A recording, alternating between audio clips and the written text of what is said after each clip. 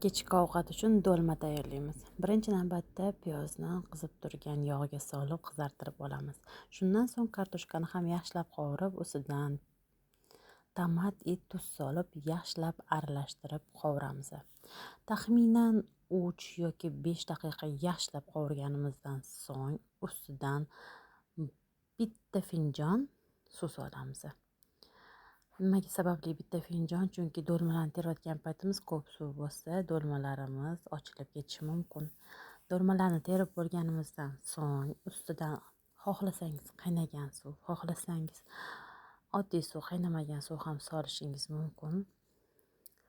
Suvni mana hozir ko'rib turganingizdek sila qilib solasizlar, ya'ni do'lmalar bilan bir xil qilib solasizlar. Shundan so'ng 30, 40, 50 daqiqa davomida pishirasizlar past olovda qaynab chiqqandan so'ng. Mana do'lmalarimiz ham tayyor bo'ldi. Juda ham chiroyli chiqdi. Yoqimli ishtaha. O'zinglar ko'ringlar va baho beringlar.